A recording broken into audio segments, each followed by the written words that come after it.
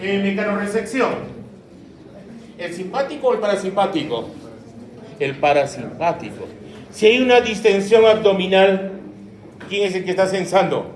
El parasimpático. Si hay una nocicepción, un dolor, ¿quién es? ¿Simpático o parasimpático?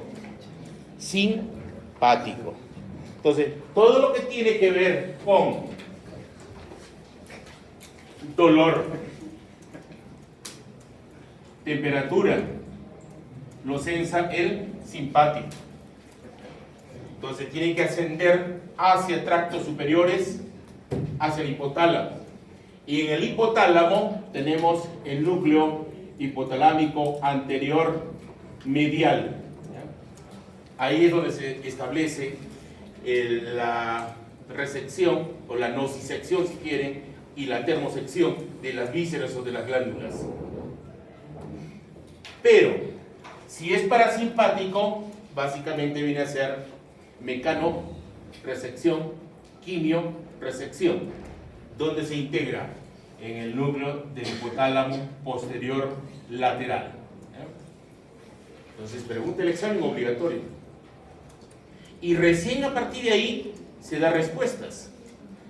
La respuesta simpática es toracolumbar. Va de T1 a L3. Unos libros van a decir L2 por si acaso. Los números no me interesan a mí. Repito, T1, L3. Y el parasimpático es cráneo sacro.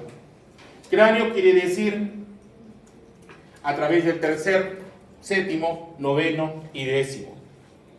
Pero no significa que utiliza ese nervio craneal. Son axones que discurren a través de esos nervios. ¿Bien? ¿Estamos de acuerdo?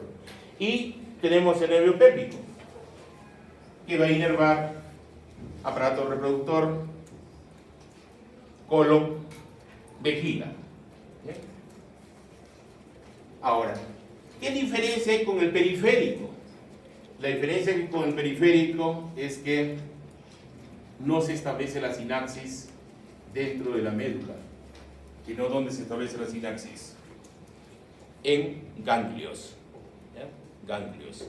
¿Se acuerdan? El simpático tenía los ganglios paravertebrales que iban paralelo a la médula. ¿Se acuerdan? Y son dos, al igual que en el periférico. Tengo una neurona preganglionar que sinaxa con otra neurona postganglionar, ¿no? Y esa neurona postganglionar sinaxa con el efector. En el periférico, ¿cómo era? Motoneurona de primer orden, motoneurona de segundo orden, pero siempre se establecía la sinapsis, ¿dónde? En médula. En ese donde se hable, en los ganglios. Ganglios. Si es parasimpático, por ejemplo, ganglio ciliar, por ejemplo, ganglio óptico, el pterigo palatino, pero siempre en ganglio, no es en médula. Desde el punto de vista funcional, ¿cuál es más importante, el parasimpático o el simpático? Desde el punto de vista funcional. Supervivencia es simpático, lucha, huida. Pero para reposo, para digestión, para restablecer nuestra homeostasis, ¿quién es? El parasimpático. Y no el humano todo el tiempo está en mucha huida. En este momento, ¿cómo están ustedes? ¿Ah? ¿Predomina el simpático o el parasimpático? ¿La atención de quién depende? ¿Del simpático o del parasimpático? ¿Ah? El estado de alerta, atención, simpático. ¿Le provoca inmunosupresión o no les provoca inmunosupresión? Sí. ¿Se acuerdan el estrés? ¿Se acuerdan el eje HH adrenal? El síndrome de Cushing, ¿se acuerdan? Bueno, empecemos. Nuestra estructura del autónomo se da en este esquema que tienen ustedes acá. ¿Bien? El centro integrador, el sistema nervioso central. ¿Cuál es? Tracto solitario en el bulbo raquídeo e hipotálamo. La integración siempre se da en ganglios, no es en médula. Aquí tengo una neurona preganglionar, que alguna vez le dicen fibra preganglionar, que sinaxa en un ganglio con una neurona postganglionar. Y el neurotransmisor, sea simpático o parasimpático, siempre es colinérgico, siempre. La primera sinapsis siempre es colinérgica, quiere decir que la acetilcolina es el neurotransmisor. Y el receptor es nicotínico, N2. ¿Ya? ¿Se acuerdan que hablábamos de receptores nicotínicos N1 y N2? El N1 era NM, el N2 NN. ¿Cuál será el que se encuentra ahí? Si es neurona, N2, lógico. Y el neurotransmisor es la acetilcolina. Y de la neurona postganglionar va a ser sinapsis ¿con quién? Con el efector, que siempre es una fibra muscular lisa de víscera, de glándula o de vaso sanguíneo. Y ahí vamos a diferenciar más bien ahí, o es simpático o es parasimpático. Si es simpático, ¿qué libero? Noradrenalina. Si es parasimpático, ¿qué libero? Acetilcolina. La diferencia es que acá los receptores son diferentes. ¿Cuál es? Si es parasimpático, actúa sobre nicotínicos o muscarínicos. A ver. Sobre muscarínicos. Y tienen que recordar, para entender la clase, tienen que recordar, ¿cuántos muscarínicos conocían ustedes? 5. Muy bien, son 5. Y ustedes tenían lo siguiente: M1, M2, M3, M4, M5, M2, M4, inhibición, M1, M3 y M5, excitador. ¿Qué significa esto? Si yo abro los canales de potasio, ¿voy a provocar inhibición o estimulación? Abro el canal de potasio. ¿La célula es más negativa o positiva? Positiva. A ver, una célula de saco. Positiva. Tengo el potasio que abro el canal de potasio, sale el potasio. ¿Se hace más positivo o más negativo? Más negativo. Entonces quiere decir que se encaja dentro de este parámetro. M2, M4. Pero ¿qué pasa si yo agarro y bloqueo el canal de potasio? No permito que salga el potasio. ¿Cómo se hace la célula? Más positiva. Eso es estimulación. Ese viene a ser M1, M3, M5. Para no entretenernos mucho, básicamente vamos a manejar M2 y M3. Esos son los más importantes. ¿Bien? En cambio, la noradrenalina actúa sobre el alfa y el beta, ¿se acuerdan? Alfa y beta. En el alfa tenemos alfa 1, alfa 2, y en el beta tenemos beta 1, beta 2 y beta 3. ¿Bien? En corazón, ¿cuál teníamos? ¿Beta 1 o beta 2? Beta 1. En pulmones, bronquios, beta 2. En tejido adiposo, energía, metabolismo, beta 3. El alfa, ¿qué era? ¿Vasoconstrictor? ¿Vasodilatador? Vasoconstrictor. En cambio, el beta, ¿qué era? Relajante o vasodilatador. Entonces tienen que recordar para poder entender la clase. Veamos aquí. Dime, señorita. Una pregunta. El alfa es vasodilatador, pero digamos en músculo. El alfa me estás diciendo, no es vasoconstrictor. El beta. No, el alfa es vasoconstrictor, es contractor, produce contracción. ¿Qué músculo es constrictor? ¿En qué músculo me estás hablando? El músculo liso es vasoconstrictor. En alfa 1 y en alfa 2. Si yo tengo, por ejemplo, vaso sanguíneo, acá tengo un vaso sanguíneo, acá tengo otro vaso sanguíneo, acá no tengo vasodilatación y acá tengo vasoconstricción. Aquí estaría actuando el beta y aquí estaría actuando el alfa. El alfa tiene mayor predisposición la noradrenalina, en cambio el beta la adrenalina.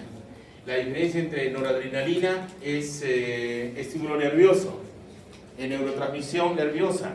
En cambio, la adrenalina viene a ser una hormona que lo produce una glándula, y la glándula adrenal. ¿Ya? Entonces, la diferencia entre uno y otro, ¿cuál es el tiempo de acción? La noradrenalina es rápida y se metaboliza rápido. En cambio, la que tiene mayor tiempo de acción, ¿quién es? La adrenalina. ¿Y de dónde viene? De la glándula adrenal. ¿Y de dónde viene esa glándula adrenal? Son fibras preganglionares que se encuentran en la glándula suprarrenal que hacen sinapsis con las células cromafines para producir adrenalina. Vamos. ¿Qué ven ustedes acá? Acá tienen una estructura del sistema nervioso periférico, el voluntario. Pueden ver además la sustancia gris, la sustancia blanca, y pueden ver una ley. ¿Cómo se llama esa ley? La ley de Bell-Magendie. ¿Qué dice la ley de Bell-Magendie? ¿Qué dice la ley de Bell-Magendie?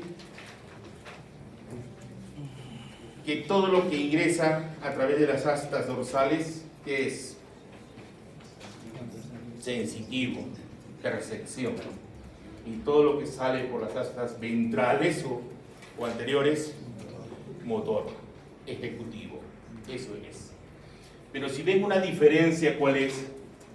En el sistema nervioso periférico, el ventral, el asta ventral es el que establece la eferencia. En cambio, aquí que están viendo, que no es el asta ventral, sino es el asta lateral media. Pregunta el examen. ¿Ya? Lateral media. Y las fibras preganglionares son mielínicas. Las postganglionares son amielínicas. Y ya ustedes saben, cuando decimos amielínicas, de acuerdo a la clasificación de Langer y Gasser, ¿de qué tipo deben ser? ¿A, B o C? C. Muy bien. ¿A qué velocidad conduce? 0,5, 2 metros por segundo. Bien. En cambio, estas que son rápidas, mielinizadas, son A, alfa, conducen a 120 metros por segundo. Aquí lo que yo veo es placa motora. El neurotransmisor, ¿quién es? La acetilcolina. ¿Cuál es el receptor ahí? N1 o N2 son muscarínicos. Es N1, NM, neurona, músculo. ¿Ya? En cambio aquí tengo el corazón, es una víscera. Entonces aquí, ¿qué es lo que tengo? Lo que yo básicamente tengo son varicosidades. No hay placa motora, sino son varicosidades. En una imagen van a observarlo mejor. Y bueno, puede actuar en un estímulo adrenérgico o colinérgico. Eso representa esa nomenclatura: acetilcolina y norepinefrina o noradrenalina. Si yo comparo entre el simpático y el parasimpático, en el autónomo las sinapsis no son medulares, sino son ¿dónde? En los ganglios. ¿Ya? En los ganglios. Entonces, si comparan ustedes esta fibra preganglionar, en el simpático es corta, en cambio en el parasimpático es larga. En cambio, la postganglionar del simpático es larga, en cambio la postganglionar del colinérgico es corta. Esa es una diferencia sumamente importante desde el punto de vista funcional. Esta es la varicosidad. Yo tengo aquí un axón simpático adrenérgico, tengo un axón colinérgico acá. Pero vean ustedes, a través de la interacción, este viene a ser el efector. Esto se llama varicosidad. No es placa motora. Y tenemos vesículas sinápticas que tiene el neurotransmisor. Entonces, ¿cuándo se produce la exocitosis regulada del neurotransmisor? Cuando yo activo el SNARE. Nuevamente hablo del SNARE. ¿Se acuerdan del SNARE? sinactotarmina, sinactoberedina y la sinactofisina, ¿no? La sinactofisina, ¿para qué es importante? Porque es por donde se va a dar la exocitosis regular. Pregunta el examen obligatorio eso. Entonces, ¿qué diferencia tengo entre lo que es el voluntario con el involuntario? Que el efector es dual, aquí es dual, o es excitación, ¿ya?, o es inhibición.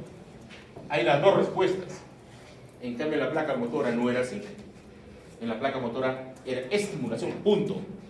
Aquí las dos, excitación e inhibición. Por eso es que en algunos vísceras la inervación autónoma, el simpático es agonista y el parasimpático es el antagonista, pero en algunos casos es sinérgico. Y no todas las vísceras van a estar inervadas por ambos. En algunos casos no son inervadas por ambos. Por ejemplo, la glándula suprarrenal, ¿por quién está inervado? ¿Por el simpático o el parasimpático? Simpático, más no parasimpático. Por ejemplo, ¿por qué lloro? Llora mejor la mujer con estilo, ¿no es cierto? Y convence, lógico, porque el ojo es semidriático, ojo expresivo. Entonces, cuando yo lloro, ¿es por estímulo simpático o parasimpático? Es parasimpático. Pregunta el examen también. Deben saber, uno que hace fisiología debe saber eso. Músculo pilorector, ¿de quién depende? ¿Simpático o parasimpático? ¿Ah? Es tan solo simpático.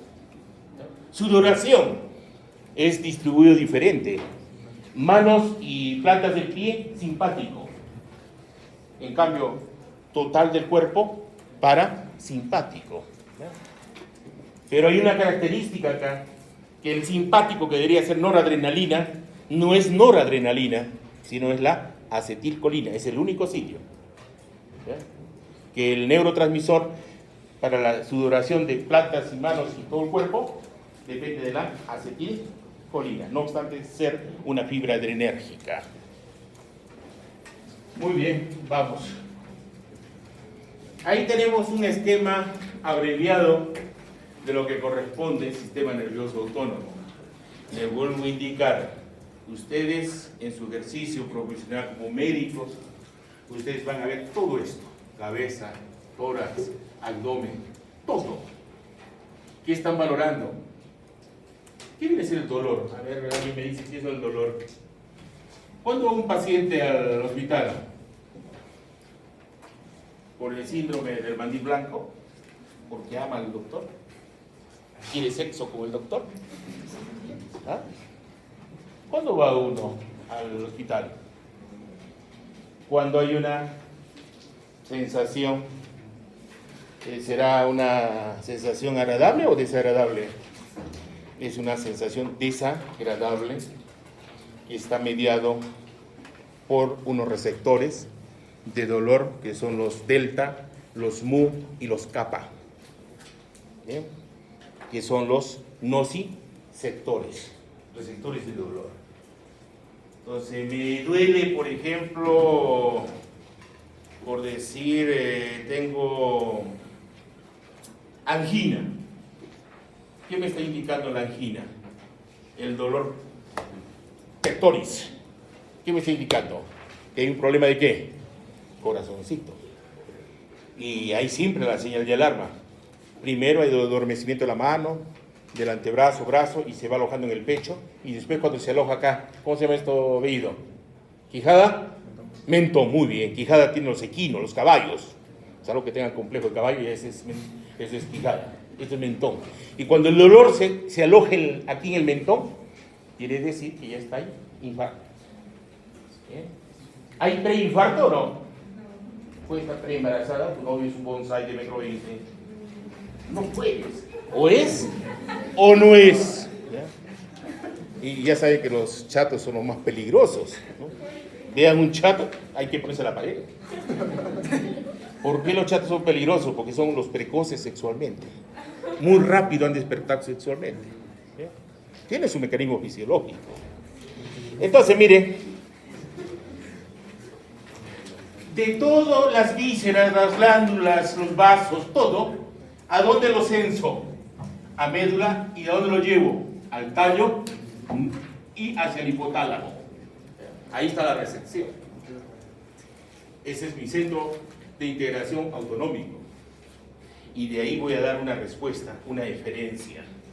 ¿Cuál es la eferencia de acá? La toraco lumbar. T1, L3. Y las eferencias nunca se establecen en la sinapsis en la médula, sino ¿dónde? En la cadena paravertebral. Quiere decir, los ganglios están fuera de la médula. Entonces tengo una neurona, ¿no?, preganglionar, y de ahí tengo una neurona postganglionar. Entonces, por ejemplo, si hablo de los ganglios cervicales, superior, medio e inferior, entonces, ¿a dónde van? Hacia los ojos, hacia la cabeza, hacia el cuello, hacia el tórax. Hay respuesta. Ejemplo, cuando ustedes tienen lucha-huida, examen, están en lucha-huida. No. ¿Necesitan ver más o necesitan ver menos? Necesitamos ver más. Eso se llama midriasis. Y entramos a lo que se llama la visión en túnel. Seguramente a alguien les ha robado alguna vez, pero ¿cuándo les roban a ustedes? Cuando están distraídos. Pero si ustedes comienzan a mirar un campo visual panorámico y miran los ojos a los delincuentes, nunca les roban. Pero si ustedes están moviendo su carterita de derecha a izquierda, llamando a decir, Caumi, estoy aquí, lógico, el ratero va directo. Y cuando el ratero les expone ¿qué les digo? Un cuchillo, una pistola, lo único que hacen ustedes es mirar eso, que se llama la visión en túnel. Y viene el policía y le dice, ¿quién ha sido? No lo he visto, pero he visto que sí tenía un arma, un socortante, parecía un cuchillo, unas tijeras. ¿Pero no le has visto la cara? No, no he visto, porque entró a visión, ¿qué? En túnel. ¿Ya? Y eso se llama lucha-huida. Pero ustedes, el error de ustedes, ¿cuál es? Yo tengo aquí mi pupila, ¿ya? Tengo el iris acá y tengo mi pupilasa acá, ¿ya? Este es midriasis y este es miosis. ¿Y cuál es el error de ustedes? De que piensan que uno es relajación y el otro es contracción. Ambos son contracción, ¿ya? Ambos son contracción. Este es un músculo que se llama el músculo circular o esfinteriano de la pupila, y este músculo viene a ser el radial, ¿ya? Radial. Entonces, si yo tengo un estímulo parasimpático, lo que voy a hacer que es disminuir el tamaño, el diámetro de la pupila, se llama miosis. Pero si yo contraigo el radial por un estímulo adrenérgico o simpático, se contrae el radial. ¿Y qué tengo? Midriasis. La primera evidencia después de que uno está tequiado, tiene ACV, ¿cuál es? Respuesta a la luz por parte de la pupila. Normalmente, ¿cómo debe estar la pupila? Debe responder. No tiene conciencia, está en coma. Le coloco la linterna. Si no responde a la luz, ¿qué digo? Mal pronóstico. Si responde a la luz, ¿qué digo? Buen pronóstico. Pero vean ahí, ambos son contracción. Tanto la miosis como la midriasis. Los mediadores son diferentes. Si yo tengo midriasis, ¿qué tipo de neurotransmisor será? Noradrenalina. ¿Sobre qué receptor va a actuar? Alfa o beta. Para que haya contracción, ¿qué necesito? Alfa. ¿Ya? En cambio, para que haya miosis, hay contracción, pero no va a ser sobre el nicotínico. ¿Sobre quién va a ser? Muscarínico. ¿Qué tipo de muscarínico? ¿M2 o M3? ¿Quién es el que estimula? M3. ¿Quién inhibe? M2. De eso se trata lo que ustedes tienen que interpretar aquí. El parasimpático es cráneo sacro. Quiere decir que van a salir a partir del mesencéfalo y del bulbo raquídeo. Entonces los axones amielínicos del parasimpático van a discurrir por el nervio craneal 3, 7, 9 y 10. No es que utilicen las mismas fibras motoras sensitivas de esos nervios. Recuerden que son mixtos. ¿Sí? Entonces van a discurrir ahí y va a llegar aquí y van a sinapsar, por ejemplo, acá, a un ganglio. Por ejemplo, ahí tengo el ganglio ciliar. ¿Y qué hace el ganglio ciliar? Va a inervar el músculo ciliar para gobernar el cristalino. Nuestro ojo está diseñado para ver de lejos o de cerca. De lejos. Nuestro ojo es para ver de lejos. ¿Han visto los viejitos? El abuelo, ¿qué hace?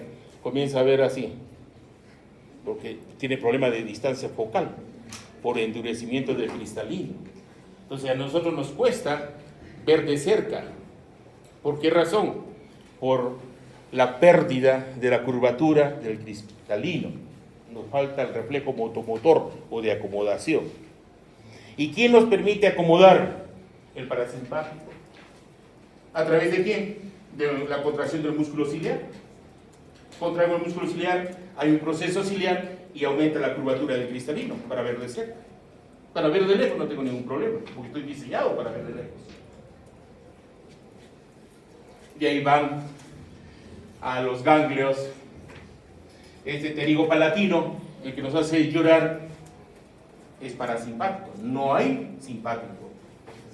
No hay simpático, sino es parasimpático.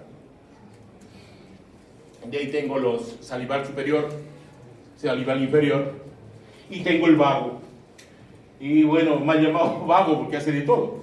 Inerva vísceras del tórax, vísceras del abdomen, inerva todo el vago. Veamos. Ya les expliqué esto, receptores alfa y beta, igual acá de los muscarínicos. Y existen unos neurotransmisores que no son ni colinérgicos ni adrenérgicos, como son el óxido nítrico, la dopamina, la serotonina, la sustancia P, la histamina. Todos esos son los NA-NC, no adrenérgico, no colinérgico. Ya les expliqué esto de la meiosis. La acomodación les está explicando. Nuestro ojo está diseñado para ver de lejos. De cerca tenemos que tener una distancia focal. Los bebitos, los niñitos les pongan a 8 centímetros y les leen normal. Ya ustedes tienen que estar a unos 15 a 20 centímetros para leer. Pero cuando tengan la edad del decano, a 1 metro de distancia. Porque el ojo envejece. ¿Cómo se llama eso? La presbicia. Se vuelve un ojo hipermétrope. Hipermétrope. Ya expliqué esto. Ya, glándula sudorípara. También les expliqué. La inervación es simpática y parasimpática, pero depende focalizado. ¿Simpático de dónde es? Palmas, plantas. Neurotransmisor, acetilcolina, no obstante ser adrenérgico. La piloerección, ¿de quién depende? Tan solo depende del simpático. No tiene inervación parasimpática. La salivación hay un sinergismo. El estímulo adrenérgico nos provoca una saliva mucosa, espesa. Cuando ustedes se exponen, por ejemplo, a un seminario, entran a estrés, ¿qué estímulo hay? ¿Parasimpático o simpático? Simpático. ¿Cómo es su saliva? ¿Es acuosa, rica en electrolitos o ricos en mucina? ¿Ah? En mucina. ¿Bien? En cambio, el estímulo parasimpático, ¿qué provoca? Estímulo de secreción acuoso con electrolitos. ¿Bien? Sinergismo, claro. Los vasos sanguíneos tan solo tienen inervación simpática, no tienen parasimpática. Quiere decir, como el ejemplo que les dice, ya lo borré. ¿Cuándo tengo vasoconstricción? Cuando actúo sobre el receptor beta adrenérgico o alfa. ¿Cuándo tengo vasoconstricción? Alfa. Vasodilatación, beta. La noradrenalina tiene mayor preferencia por alfa o beta. Alfa. En cambio, la adrenalina tiene acción más por los beta. No obstante ser los dos adrenérgicos. Esto es la neuromodulación, ¿se acuerdan? Ya hablamos en una clase de hace 2 semanas que vimos que el simpático que era taquicardizante y el parasimpático bradicardizante, pero hay un control de las propias neuronas que estimulan, o fibras colinérgicas o adrenérgicas. Tenemos una neuromodulación. ¿Qué pasa si prepondera la noradrenalina? ¿No puede provocar la muerte o no? Si hay una sobreestimulación. Sí, pero tengo unos receptores que inhiben. ¿Quiénes son? Los alfa 2. ¿Y dónde están los alfa 2? Están en los terminales que llegan hacia el corazón, hacia el efector. ¿Se acuerdan que en el alfa adrenérgico tenía el alfa 1 y el alfa 2? ¿Se acuerdan? ¿O no se acuerdan? El alfa 2 no lo tenía. Era regulador, ¿se acuerdan o no? En la membrana post o pre. En la pre tenía que ver con qué? Con un feedback negativo de la liberación del neurotransmisor. Revisen eso, alfa 2. ¿Ya? Eso está en neurofisiología, sinapsis. Es el mismo imagen que he utilizado. Si veo, por ejemplo, estoy en lucha huida, ¿necesito incorporar más aire o menos aire? ¿Ah? Noche de bodas, ¿necesito más aire o menos aire? Eso sí, para estimularlos, a ver. Necesito más aire, lógico. ¿Qué estímulo? ¿Simpático o parasimpático? ¿Cuándo abro las vías aéreas? Cuando actúo sobre los receptores beta 2 adrenérgico. ¿Qué pasa si hay estímulo parasimpático? Broncoconstricción. Entonces yo manejo ahí un agonista para ventilar más, que debería ser el salbutamol, o un antagonista colinérgico como el bromuro de hipatropio. ¿Se acuerdan? Bromuro de hipatropio. En digestivo, si estoy en lucha huida, necesito que el páncreas haya secreción pancreática, necesito que haya contracción de la vesícula biliar, o quiero bloquear todo eso. Tengo que bloquearlo, porque estoy en lucha huida. Lo que menos interesa es digestión. Entonces, ¿qué pasa con los esfínteres? ¿Se estimula o se inhibe? ¿Se estimulan? Es bloquearlos. ¿Se activan? Es parasimpático. Digestión. ¿Qué necesito? Bloquearlos. ¿Con quién lo bloqueo? ¿Con alfa o beta? Alfa. ¿Qué tipo alfa? ¿Alfa 1 o alfa 2? ¿Con quién bloqueo? Ya les he dicho, el alfa 2 es feedback, es retroalimentación, está en la pre. Con la post, ¿qué hago? Contracción. Con el alfa 1. ¿Qué pasa con la motilidad? Yo no necesito, estoy en lucha huida, lo que menos me interesa es el peristaltismo, los movimientos de segmentación, los movimientos de masa, los austros, no quiero nada, porque estoy estresado, estoy en lucha huida. ¿Lo hago por el alfa o por el beta? Alfa es estímulo, beta, relajo, por el beta. Por el beta. Vamos. Defecación. La defecación, ustedes saben la maniobra de Valsalva. Ya saben que todo lo que llega al colon se llama heces, y a medida que se van acumulando en el colon descendente genera una presión, y esa presión de inicio viene a ser 18 milímetros, pero es consciente, y se da un aumento del peristaltismo, y ese movimiento se llama movimientos de masa, y se va acumulando las heces. Pero acá hay un músculo puborectal acá. Ese músculo puborectal hace un ángulo de 90 grados que impide la evacuación de las heces, hasta que haya un estímulo adecuado, un sitio adecuado, y se dé la maniobra de Valsalva. Es algo similar a lo que habíamos visto nosotros en micción, el núcleo ONUC. ¿Dónde se encontraba el núcleo ONUC? S2, S3, S4, que inerva al nervio pudendo y al nervio pélvico del sistema parasimpático.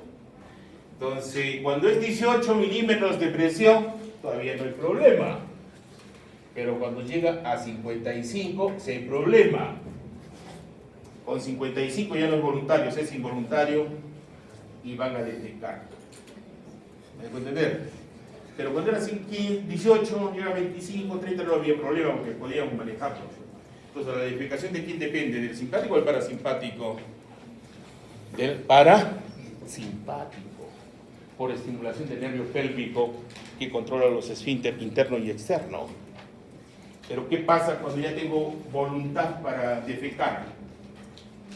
Quiere decir que voy a estimular al nervio pudendo. ¿Qué hace el nervio pudendo? Está contrayendo el esfínter externo. ¿Qué hace? Lo relaja, libera GABA. Y con la maniobra de Valsalva evacúan las heces. ¿Cuál es la maniobra de Valsalva? ¿Ah? A ver, contraigan la glotis. Ahora contraigan el músculo recto abdominal. Y empujen. Eso es la maniobra de Valsalva. ¿Bien? Entonces, ¿por quién se defeca? ¿Simpático o parasimpático? Parasimpático. ¿Ya? Y todo depende del estímulo. Continencia, micción, ustedes son especialistas, ya saben, hay un centro de la micción a nivel del tallo cerebral, ¿cómo se llama? El centro de Barrington, ¿se acuerdan o no? Donde se controla la micción. ¿Y cómo funciona? Continencia y evacuación. Entonces, la continencia, ¿dónde da la descarga? ¿Cuál es el estímulo cuando acumulan 150 mililitros? Es hombre. Y cuando ya no pueden controlar, 500 mililitros, hombre. Presión en la mujer, 30 centímetros de agua. En el hombre, 80 centímetros de agua. Pero depende también del simpático, parasimpático y pudendo. El simpático, ¿qué hace? Controla el detrusor y el trígono vesical. Al detrusor, ¿qué hace en la vejiga urinaria? ¿Qué hace con el detrusor? ¿Lo contrae o lo relaja? Si lo contrae, haces pichi, no quieres, estás en mucha huida. ¿Qué haces? Lo relajas. Con el alcohol beta. Beta, lógico, relaja el beta. ¿Qué pasa con el trígono vesical? Se contrae, luego tiene que contraerse, lucha huida. En cambio, ¿qué hace el parasimpático? Es el de micción. ¿Qué hace? Contrae el detrusor. M2, M3. M3. ¿Qué pasa con el trígono vesical uretral? M2, M3, lo relaja para que evacúe. M2, ¿ve? Pero hay un control cortical de la micción, que es voluntario. ¿De quién depende? Del centro de ONUT, ¿se acuerdan? S2, S3, S4. ¿Qué hace con el pudendo? El pudendo está controlado, lo está contrayendo ahí. ¿Qué hace? GABA. Y evacúa recién, pero es ya voluntario. Muy bien, nos quedamos, yo creo que falta una diapositiva, ya son especialistas ustedes en eyacular, ¿no? ¿Sí o no? Si no, recuerden el reproductor. A ver, un minuto me demoro. ¿Se acuerdan? El parasimpático estimula la eyaculación o la erección. La erección. ¿En las mujeres hay erección o no hay erección? Sí, del clítoris. ¿La mujer eyacula o no eyacula? Sí, eyacula. En el hombre, la vesícula seminal. La mujer, la glándula de Skinny. ¿Quién eyacula más, el hombre o la mujer? La mujer. ¿Ya? Lo ahoga el hombre. La mujer en una eyaculación 10 a 15 mililitros. El hombre 2 a 5 mililitros. Simple. ¿De qué depende entonces la eyaculación? ¿Del simpático o del parasimpático? Del simpático, contracción de la vesícula seminal. ¿Qué receptor? Alfa o beta.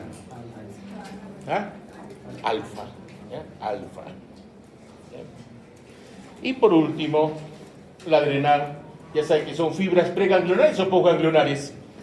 Preganglionares. ¿Hacen sinapsis con quién? Con las células cromafines. ¿Y qué liberan? Adrenalina. La diferencia entre adrenalina y noradrenalina, ¿cuál es? El origen. Este es hormona, el otro viene a ser un neurotransmisor. ¿Cuál se metaboliza más rápido? El neurotransmisor. Este tiene mayor tiempo de vida media. Nos quedamos ahí.